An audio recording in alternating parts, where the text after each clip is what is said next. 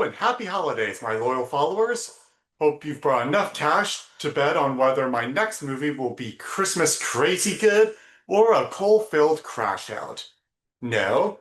Well, in that case, you'll need to hit today's movie title, ATM. The 2012 horror movie, directed by David Brooks, is about three co-workers who stop by an ATM while on the way back from an office party. They're played by Brian Garrity, Josh Peck, and Alice Eve.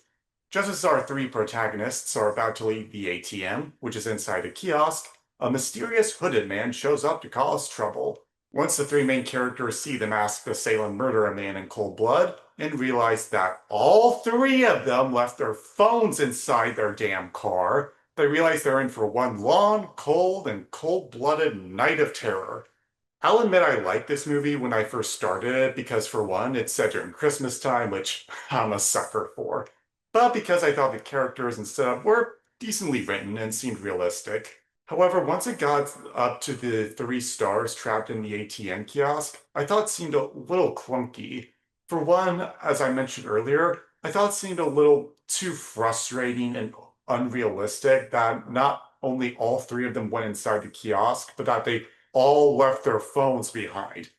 It's just not something that happens in real life, not in modern times. Now, I understand the movie would have been over in like 5 minutes if at least one person did have their phone, but there's tons of other avenues the filmmakers could have taken.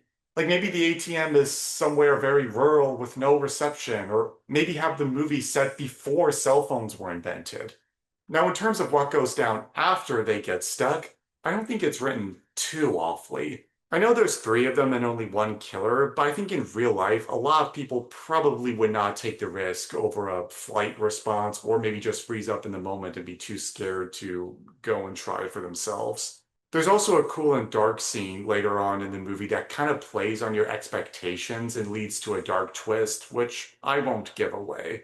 I did like some of the tense dialogue between our heroes throughout the tense fight, but even though I like Alice Eve, I did not seem to like her character Emily a lot.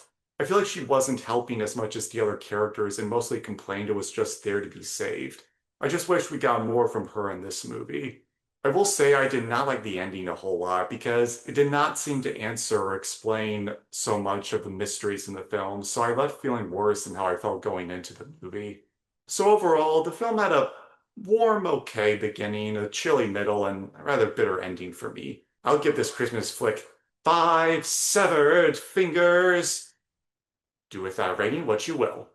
So that's my review of ATM. Do you agree or disagree? Leave your thoughts in the comment section below, slay that like button, subscribe, and of course, have a terrifyingly terrific day.